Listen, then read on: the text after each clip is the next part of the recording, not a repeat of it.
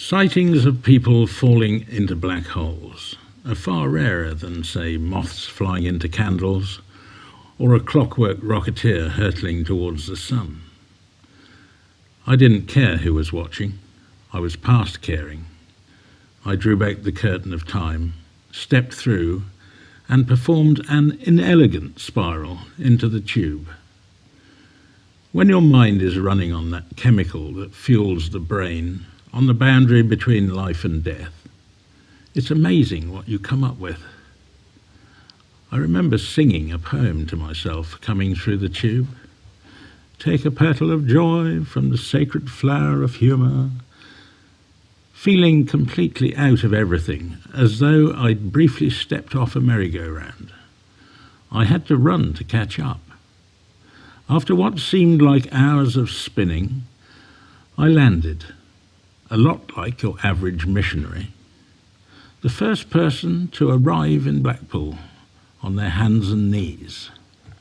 I gathered up the collider, stood up, and kept a sombre face. Whilst trying not to make contact with anyone on the street, I reserved a pleasant half-smile for the complete strangers I couldn't avoid. A lifetime of professional healthcare was no preparation. The furtive canals of my mind nurturing a creeping thistle that circled my spine and ran into every vein. Paranoia may be a real-life emotion for real-life spies, suicide bombers, religious extremists. But why me, I thought? Why did I feel vulnerable, targeted, exposed? I suddenly felt as though I had stumbled into the beginning of a bank robbery, paralysed by a feeling of dread that at any moment I might be shot in the crossfire, or selected as a random passer-by to be drafted into the mayhem and misery. I was considering that I should have delayed the errand a little longer by finding the tea trolley on the tube and sticking to it. Had Luvich followed me through on this one?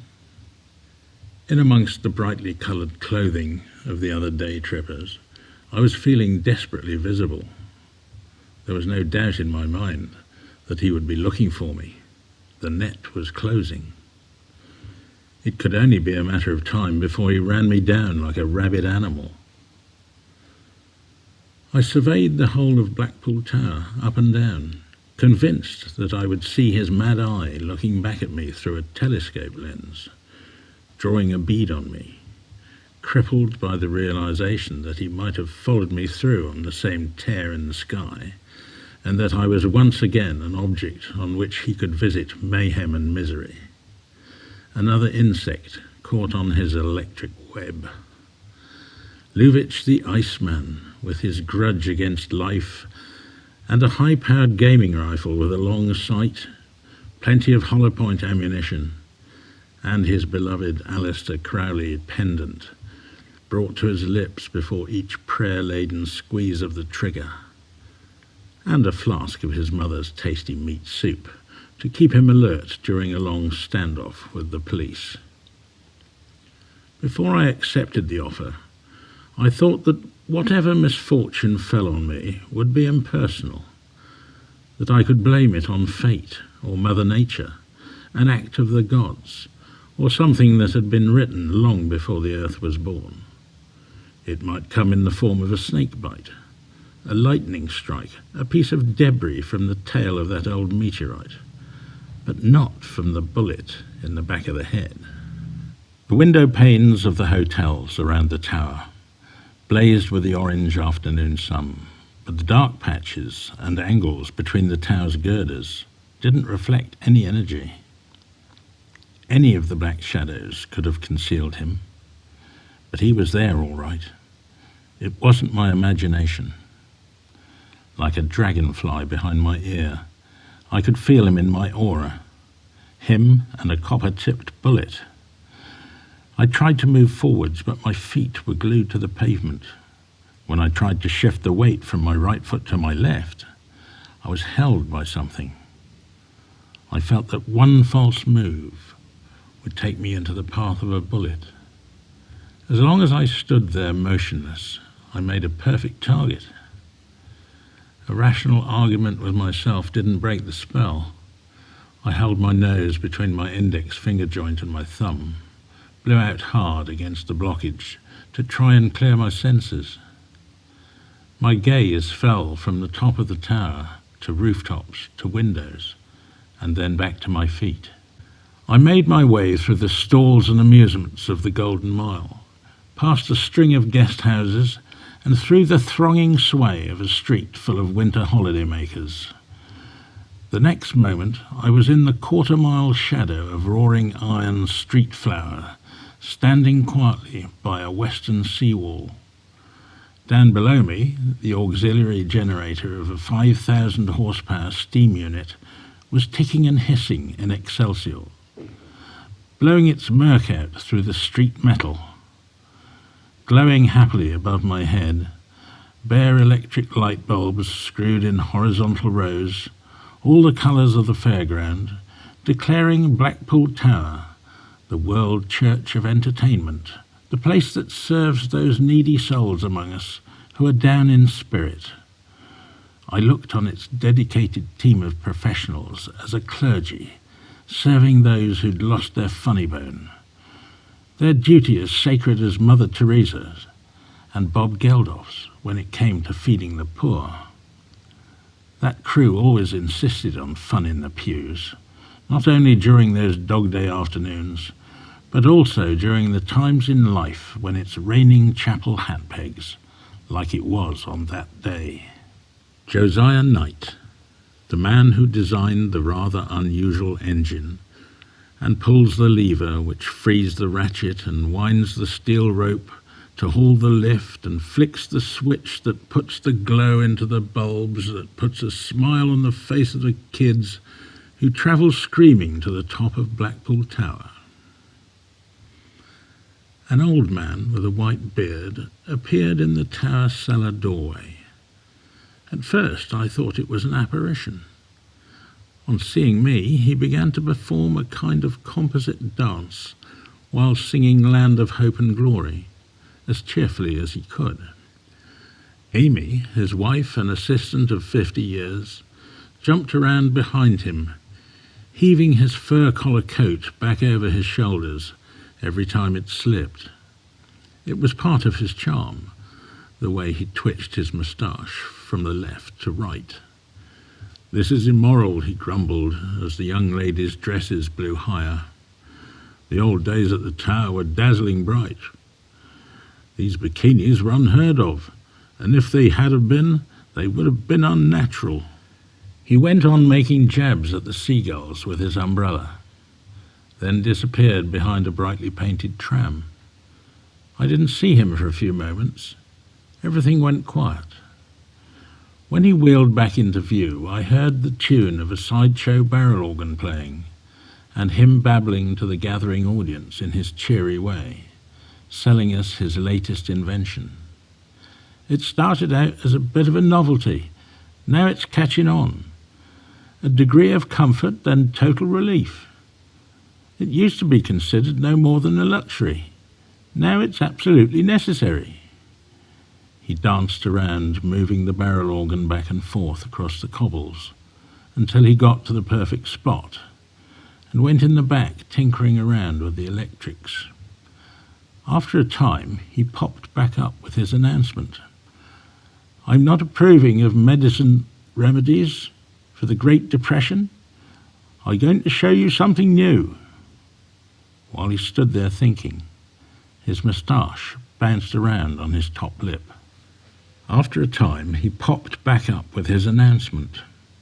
"I'm not approving of medicinal remedies for the Great Depression. I'm going to show you something new." While he stood there thinking, his moustache bounced around on his top lip. We live in a world of stress. In the 19th century, we can get jittery and nervous, excited or depressed. Doctors have a name for it. I call it northern neurosis. Some people take the easy way out. They take happiness pills. Instead of the chemical escape, I formulated and thoroughly recommend the Blackpool Spa Rest Cure. With all the crackling and hissing his box was making, I realised I'd been mistaken. It wasn't a barrel organ at all. That hand-painted box of bulbs and bells was something quite different. After a few moments, Amy opened the double doors and Josiah stepped inside. Once he had closed him and clamped shut the doors, she cranked a switch and the bulbs blazed into life. Josiah Knight, not being one to unbutton easily, sat with his hands and feet sticking out through the holes in his new electric light bath. Still wearing the stovepipe hat, shirt and tie, his bottomless smile told me that he couldn't hide his idea that modern science had no limits. He didn't have any sweat glands, so thousands of volts flowed through his body without him so much as raising an eyebrow. Grasping a live cable in one hand and a hot dog in the other, he cooked us all a snack before making a potato sizzle in his fat fist. When he calmly invited me to touch 2 matches to his head, a flame erupted. Shocked, I took a breath of the salty air, and he was gone. Turning the corner, I noticed a flag on the spire, all the colours of the rainbow.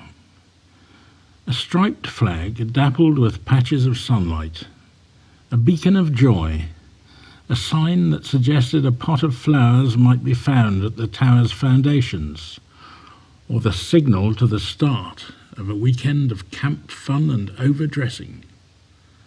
I unfolded my wallet and once again scanned the newspaper clipping that had been caught up with the autograph, arresting the small piece of grey paper against the brown silk with the thumbnail so as not to lose it to the wind.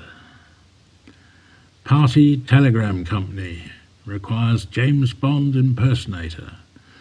Call in at McCaw's Joke Emporium, The Pier. Serious applicants only need apply. There was no telephone number. After reading the clipping for the umpteenth time, the idea that I could be Bond was too familiar to be strange, and too exciting to be a real job. I called to a passing traffic warden. "Excuse me, have you heard of a joke shop on the pier?" My question broke her stride, and as the sole of her right foot ground to a gritty halt on the sandy pavement, her misty glasses slipped to the tip of her nose. She was probably mentally calculating how the 9 times table would affect her looming pension, or whether the highways team had laid the new yellow line on Albion Street, so my presence was of minor importance.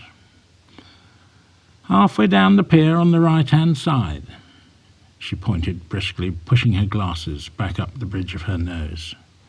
"There, on the right," she gestured again, this time with her pen.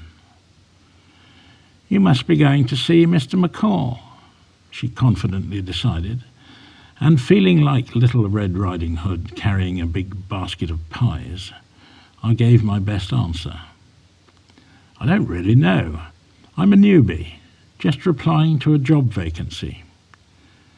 "Does it involve a uniform?" she inquired. Any bad mood she'd been carrying all morning lifted to a wry smile, and now she had an inquisitive sparkle in her eyes. In the same moment, I imagined her as a young debutante with auburn curls, screaming along to the sounds of the Beatles in the tower's Empire Ballroom. Then the music stopped, and I felt the curiosity in my voice. "Do you know the chap?"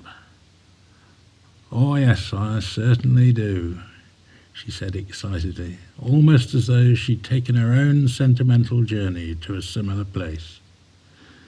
A crackle of static came from the radio on her hip. "Control to Alpha 3.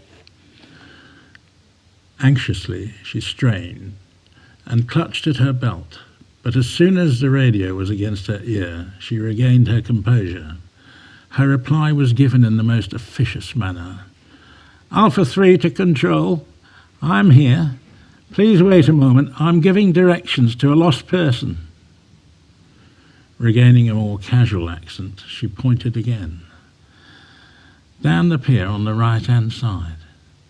Then, looking at me clear in the eyes, she asked me, "Young man, are you a Christian?"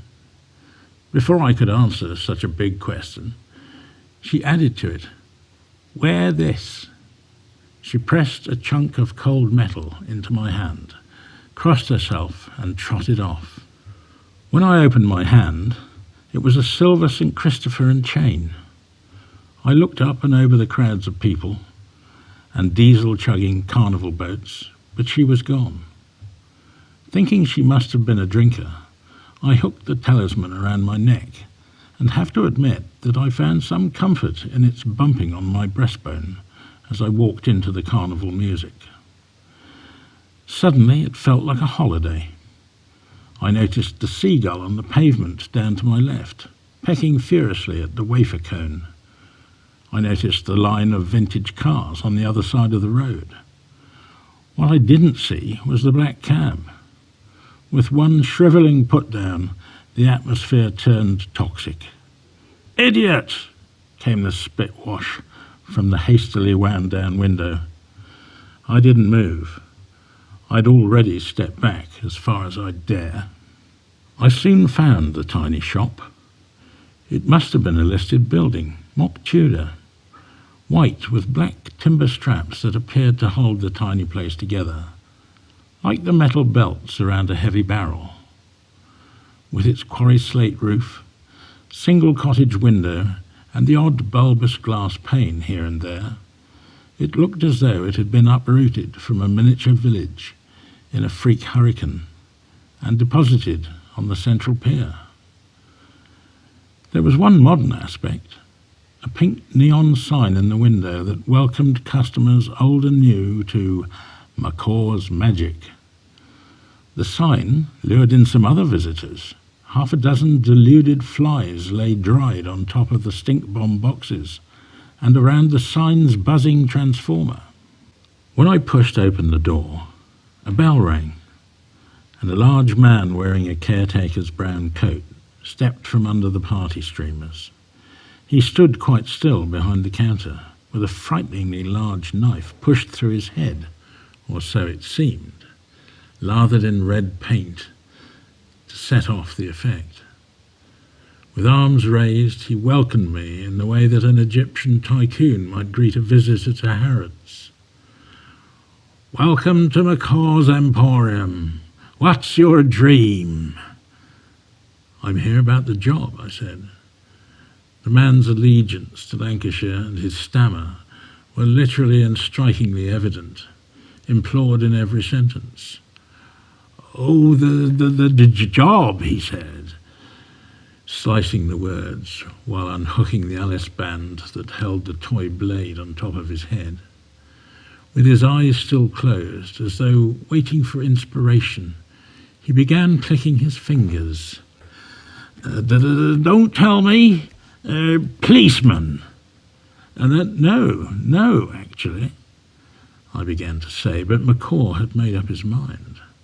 Of course," he said, waiting for the vision to gather at the front of his mind. Still clicking his fingers, he kept guessing. Astronaut," he said triumphantly. "No," I said, "not the spaceman." While looking around for an icebreaker, I noticed a picture of Roger Moore, scaling the Eiffel Tower. "Bond," I said. "James Bond." "Oh, well, yes, James Bond," he stumbled. "Well, that's another matter, another thing completely. Bond requires something special, something extraordinary." I wasn't going to walk out of that shop so easily. But then I really fancied that job, so I carried on looking around the shop for things to talk about. Behind him there were 2 black and white photographs. One of them was of a footballer being held aloft by his teammates. Underneath was a brass plaque. I read it with pride. 1953 FA Cup final winners, Blackpool. That's an interesting photograph, I said, just trying to keep the conversation going. Stanley Matthews, came the bold reply. Oh, wizard of the dribble. No luxury cars with blacked out windows in those days. Footballers travelled like ordinary people on the train. Nothing wrong with public transport, I said. I use it all the time.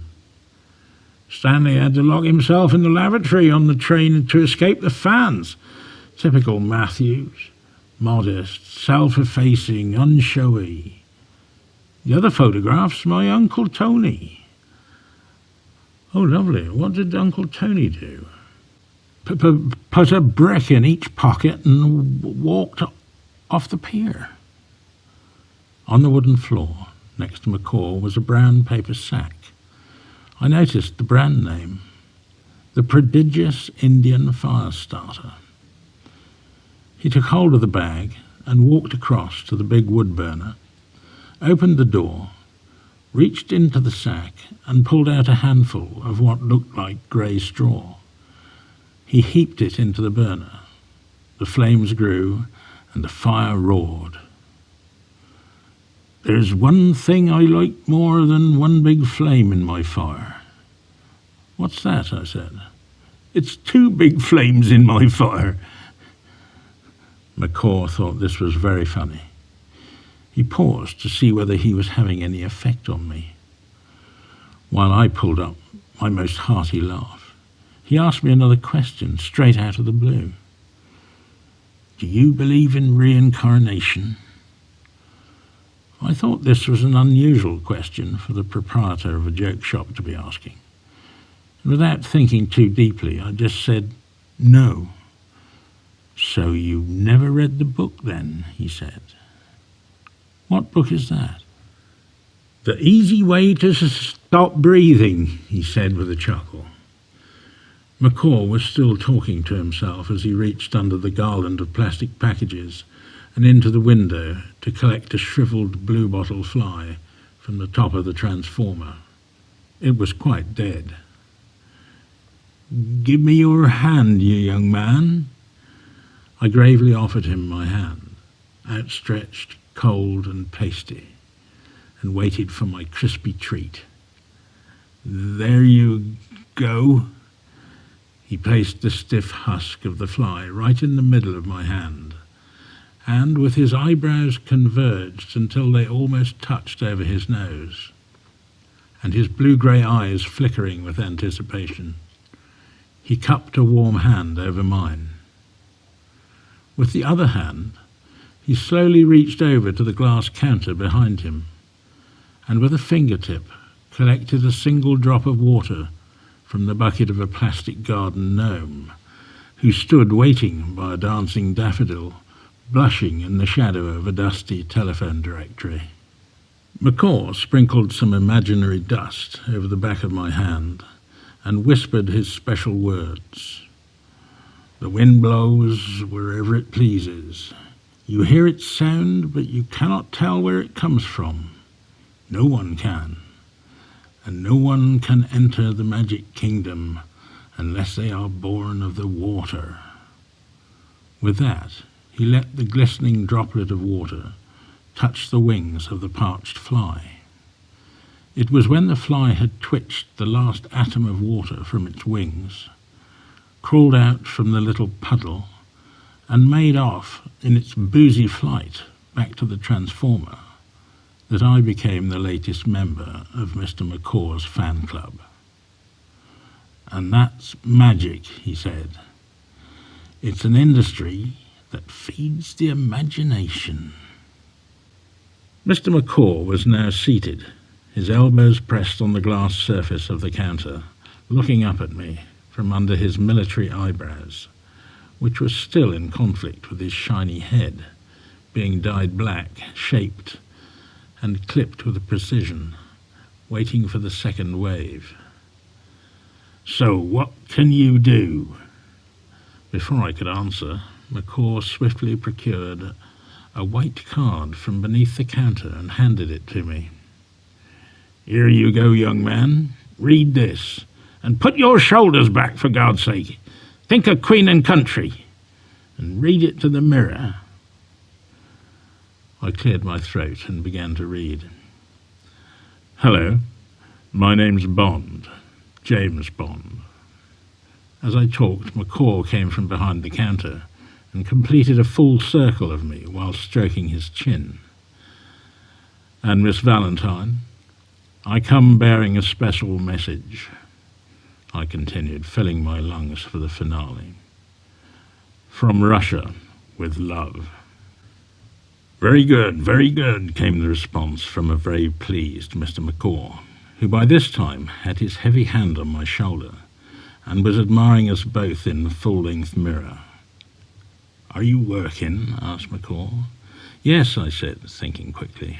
"Well, kind of, for the—" Before I could say another word, McCaw stopped me and sized me up like a sergeant major on a cold drill yard. "Acting skills, voice inflection, tone, pitch, all very good," he said.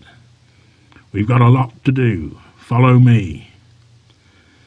He lifted a section of the counter, and as I followed him through to the back of the shop, I couldn't help but notice what appeared to be a real NASA spacesuit hanging limply from the wall as we passed. The helmet was bowed, and the fingertips of the gloves touched, as though the suit was in prayer. I lowered my head to walk under the archway, taking one large step into McCaw's inner sanctum. As we took more careful steps down the iron spiral staircase, McCaw carried on in the same determined tone, and I came to realize that the apron string that he had led me around the shop with was fast becoming an umbilical cord. The basement area of the joke shop was much bigger than the upstairs, and with the clothes hanging everywhere, it resembled a large-scale East End dry cleaners. There was the distinct whiff of a West End charity shop, and a tall male mannequin wearing a blue trilby, purple scarf and nothing else. One cold, stiff finger pointed obligingly to a Forest Glade air freshener plugged into the sea wall. McCaw had a helper by the name of Hishio Yamamoto Fushida Saki. He called him Bruce for short. When he clapped his hands twice, Bruce appeared. "Bruce, we have a new recruit." A small man popped up from behind the clothing rails. His face was flat, like a boxer's. His nose had been busted a few times, and with little form to his lower jaw, it was a face that looked way too big for its head. His white, grubby vest hung slackly around his skinny waist. He might have looked threatening if he hadn't been so thin. Nothing like the slick and nimble Bruce from the kung fu movies. More like your Bruce that had just completed a tour of duty foxholing in your back garden. McCaw gave me an introduction, while Bruce just carried on with his sewing. I recognised him as one of the cockle-picking migrants. He was hanging around outside the shop. Said he wanted to buy some poppers. Had all the right money. Terrible cough and masking tape all over his fingers. Said he was having blinding flashes, probably just too much time spent in the sun. What I mean is this guy was in bad shape. When I looked at the little fella with his jellied eel eyes, he looked like some Baptist heretic. The bones of his face stood out, and he was breathing like a boxer dog as he went sewing away like a demon, talking to himself in cadences that sounded like sentences, but meant nothing at all, just mixed up words that slowly revealed themselves as a constant stream of gibberish. "He still gets flashes if I put him too close to the window," McCaw whispered. The court ordered that the General Hospital run a battery of tests on him just to see if he was fully charged, mentally. Standing right by the notice board, I began to read a story clipped from the Blackpool Gazette.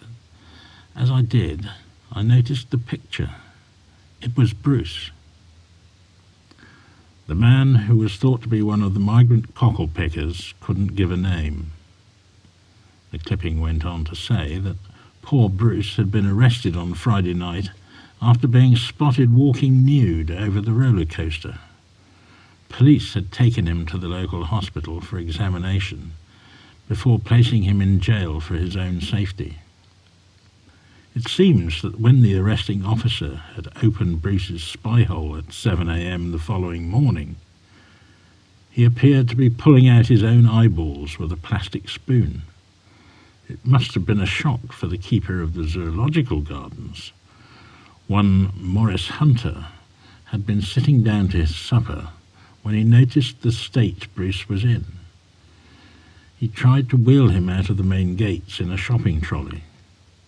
Mr. Hunter cared enough to explain that he had some experience in matters of the kind, and judging by the packet the man was clutching, he'd taken an overdose of BHB. Police reported that the product was a bull tranquilizer and not sold for human consumption. One tiny taste of that shit would turn any normal man into something out of a goddamn medical encyclopedia. And here he was being flogged to death in a basement sweatshop in Blackpool. I thought it was abnormal. Unfair, as a matter of fact. Of course, I instantly felt sorry for him and began thinking about taking him with me. When I looked at him again, he seemed convinced from time to time that he was being attacked by flies and would suddenly become paralyzed by a combination of lassitude and indecision, gripping my attention with bursts of acceleration and changes in line on the sewing machine as he fired along the material, cut for the pink cap-sleeved T-shirts he was making in readiness for the weekend celebrations, until he had a vision, a little wriggle somewhere. A frisson ran through him and his machine jammed. That's when I saw it for the first time. I can't say that mine would ever be an expert eye for ballet boys, but it was so simple, as though nature wanted him to point his toes that way. I can still hear the sharp intake of breath when McCaw winced as he sailed through the air like nothing was easier than the impossible. I'd never seen anything like it before. He took long run-ups from the storeroom, floating in and out of the door like a spoilt child jabbering away to himself in ancient Chinese. The climax of his art was a gravity-defying jump by the bins. Nothing like a pounced prince this time. The signal was a solid chest thump, a wink like Spartacus, and he took off. With such amazing girdle strength, his cheeks tightly gripped the seat of his pants. McCaw and I stood there flabbergasted. Just as though he were flying, he stayed up there for several seconds, and then came down like a miracle, very, very softly, like Bambi clearing a hedge of snow. It was in those precious moments that I realized I was witnessing a comic hero being born, a character to match any dazzle dancer. After the routine, I could tell that Bruce and his tiny weak frame had been shaken by all the leaps and pirouettes.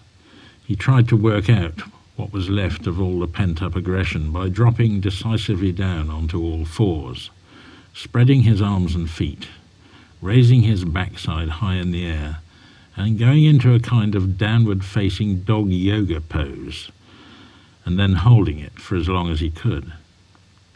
He must have been perfecting it for ages, though I'm sure ballet manuals would recommend that the move is best achieved without a fag gripped between the teeth. Looking up through his spread legs, he seemed surprised to see me, while I just wondered which end to congratulate. After a short athletic swagger back to his bench, he picked up a half-finished T-shirt and carried on sewing. McCaw plucked a suit from the nearest rail. "Bruce, we have a job to do. And when we have a job to do, how do we do it?" McCaw's words were like a red rag to a bull. Bruce was at his side in a flash. "We do the job very well, Mr. McCaw. Very well indeed." He performed a half bow where he stood, and in his black plimsolls slid the full length of the clothing aisle to collect his white gloves. After nimbly and carefully pulling them on, he slid the full length back to collect the jacket. McCaw ushered me into his control room, which was nothing more than 4 breeze-block walls and a plywood roof in the corner of the basement. Come through, he said. "Stand here and relax." He produced a small round silver compact from his coat pocket, pulled out a length of measuring tape, and began to measure across my chest. As we talked, he began to reveal some more about Bruce's history. His mother tried to abort him, and having survived her chopsticks, he must have felt vulnerable wandering the streets of his own town. Young dropout like that, you'd become a magnet for men. A little bit off here. He pressed the tape into the back of my shoulder. A little bit off here, and the waist 34. That's good. That's easy. Last chap was 40, big, round, rotund man, pie and chips man, beer and chips man. After writing everything in his book, McCaw collected his measure from beside my feet, stood up and looked me in the eye. With his eyebrows almost touching mine, he gave me his verdict. "Legs a bit thin," he whispered, and then he was back to his usual loud self. "How unprofessional of me. You could be anybody. I didn't ask your name." I was tempted to raise one eyebrow and break into my best Roger Moore impression, but respect for my new employer kept me in line. "Sol," I said. "Sol Liddon." McCaw tucked his notebook back into his pocket and began to sing in a contrived baritone voice. "'Cause I did what I did for Maria." Those young women shouldn't be a problem once you're fully bonded. They say that fame has a way of arresting social skills at whatever stage it strikes. So I didn't make a reply. It was too late anyway. He was already heading back to Bruce, who I could see through the only window in the basement, thrashing around in plastic tubs like a rat going through the bins. I just sat in that pale green room and practiced sitting still for as long as I could, like a child waiting for his birthday gift, basking in his luckiness. Alone in the control room, I could hear the buzz of sewing machines. Bruce and McCaw, busy behind the rails of clothes in the foxholes, doing whatever they do best behind enemy lines. After a few minutes, I heard the fuzz of radio static coming from the wooden workbench behind me, and next to a black and white TV monitor was a Tandy CB radio set that looked like it belonged to a radio company. "PC Reynolds to Alpha 1. I can confirm I have a positive ID. Repeat, positive ID. Request further instructions, over." Then silence. "Mr. McCaw, are you there?" came the voice again. "This is an emergency." "It's just that Leslie's a bloke, Mr. McCaw. Shall I still do the thing with the tassels?" I suddenly felt flushed with duty, but resisted the temptation to shout to McCaw. I just sank back into his big red leather tub chair, swivelling, waiting. After about half an hour, I got really bored and opened a drawer. Inside, I spotted something really interesting. It was a small photograph of Elvis, autographed by the king himself, and 2 tickets for the '68 comeback show. I couldn't help myself. I took them and pressed them next to the Adolf Hitler and the Winston Churchill photocopies in my autograph wallet. It was precisely 6 o'clock when McCaw reappeared at the door with the neatly pressed suit on a silky blue hanger. "Done," he said proudly. I didn't waste any time trying on the suit, while he watched intently from the doorway.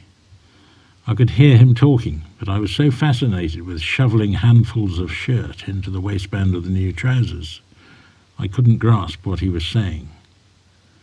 Then he began shouting instructions from his spot, and I was suddenly hedged in by a barrage of instructions. "Chin up, chest out, Liddon, turn about, and step out the office." With strong words chased and chiselled for the ears of every squaddy who'd ever been on his parade ground, he guided me around the floor. "And into the hallway, and right turn.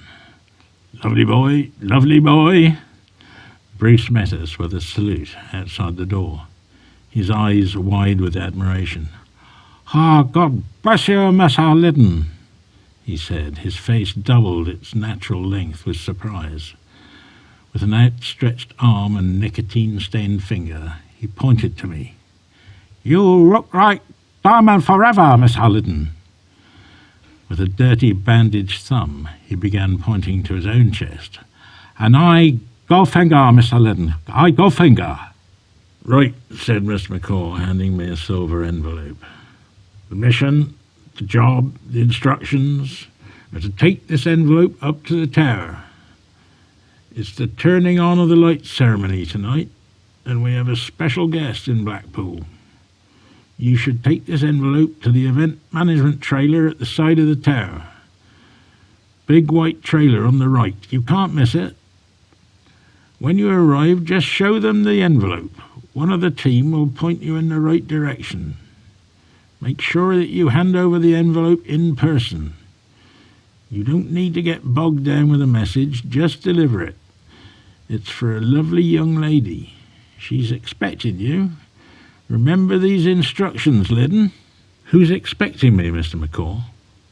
And what about the insurance, travel expenses, that kind of thing?" "We can discuss that when you get back, Liddon. Off you go, chop chop. You're booked in for 8:45 precisely. And take this. Only use it if you have to, though." McCaw handed me a walkie-talkie handset. I clipped it to my belt. "What about the money?" I shouted desperately. Money? Let me just tell you something about money," he shouted back. "Stanley Matthews' father entered him into a 100-yard race when he was 6. He came first in the under-15 category. His dad put a £5 on him and won the bet. Do you know what Stanley got out of it?" "No," I said, "I don't." "A goldfish. Now you run off up that pier and get some work done." It was getting dark and it was cold and wet on the pier. People were beginning their holiday.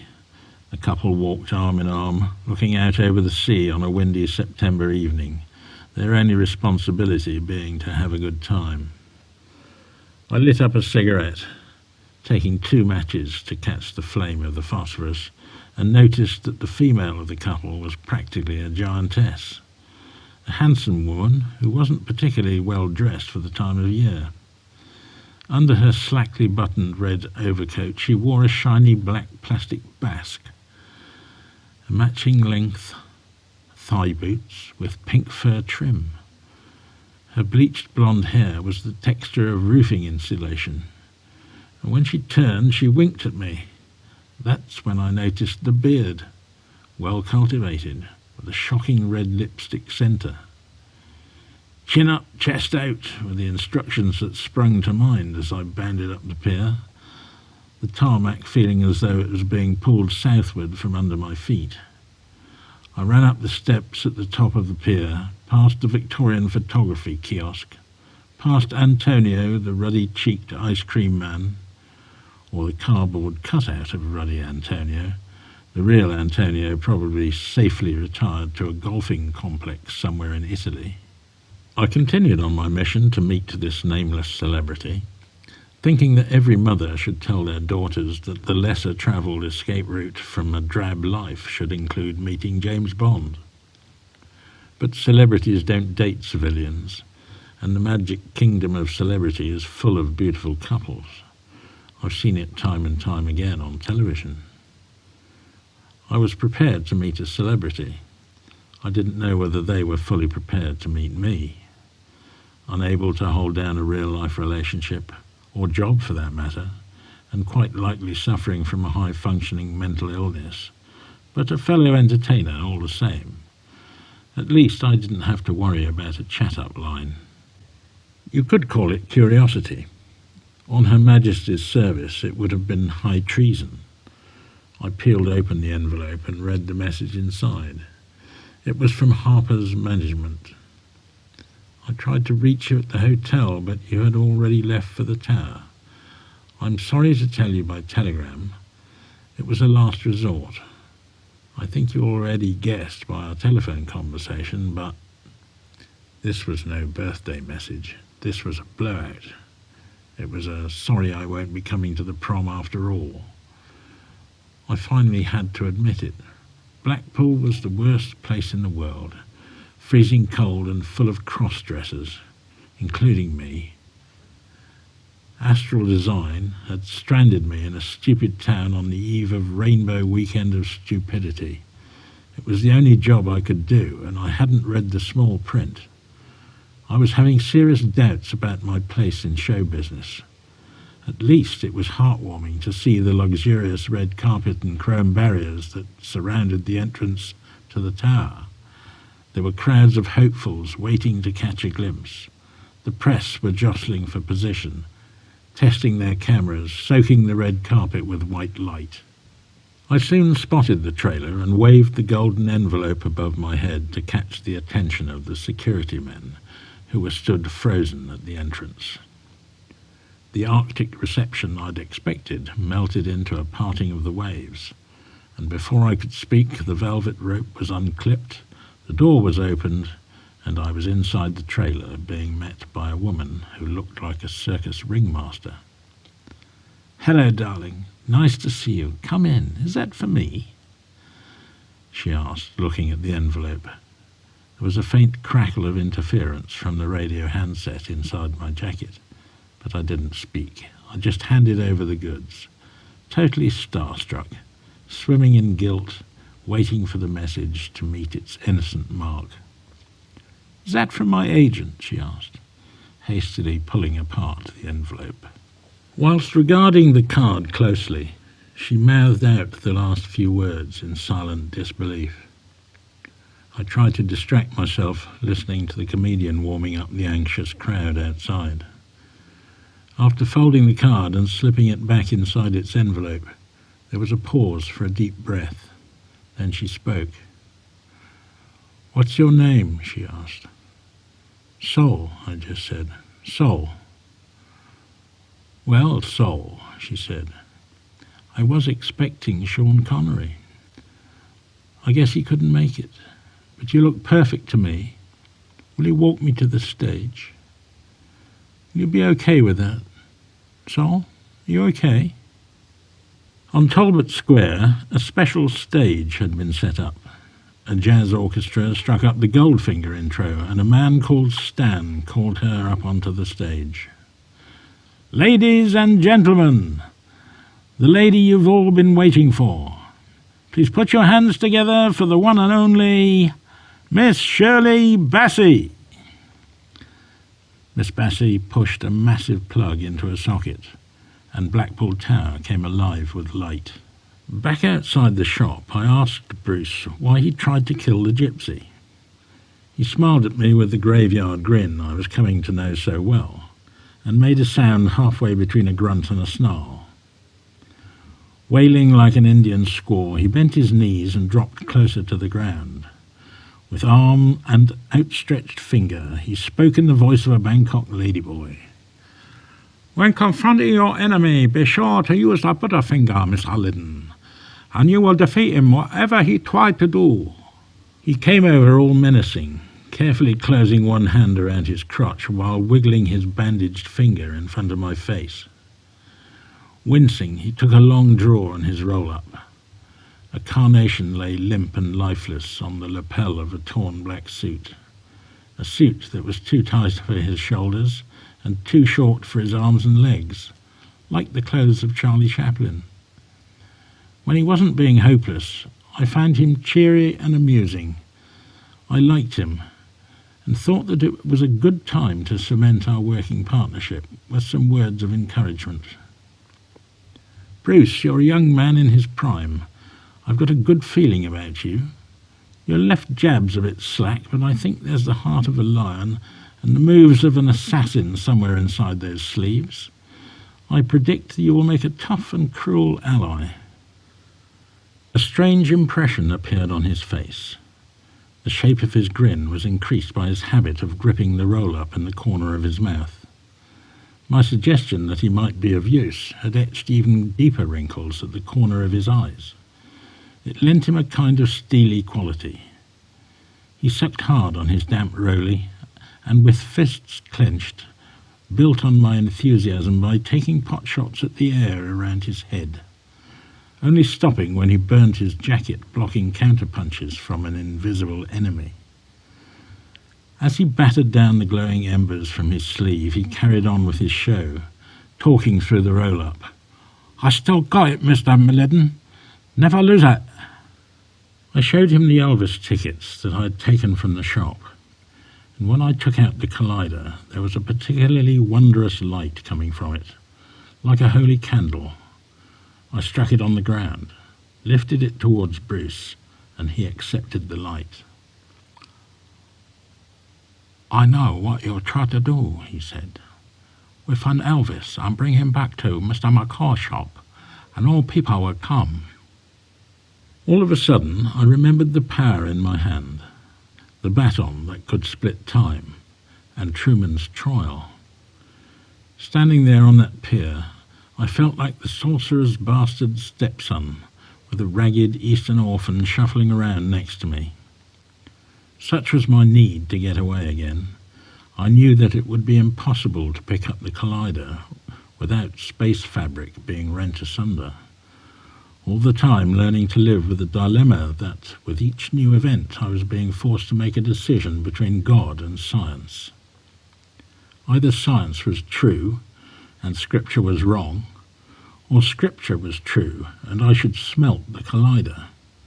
Each time the thought struck me, for I knew damn well that by breaking the thing I would be tossing into the fire all my hopes and dreams of finding a retro love. Something real, something born in the past. When the psychological moment came, I fed in the autograph and waited for it to modulate. With the collider buzzing and crackling in my hand, I stepped forward, lunged at the air in front of me, and with a single downward blow tore a hole through time. The crowd at the end of the pier watched us wheeling into nothingness. There was no turbid dust cloud or crackling plasma ball to see us off, just the familiar falling sensation, and the fear of God. In a moment, we were stepping calmly into Tupelo's welcoming arms, white light maimed, well below hip, and probably more tragicomic than superhero. I began to adjust to my twisted tracksuit pants and to my deportment to a new life in a parallel world.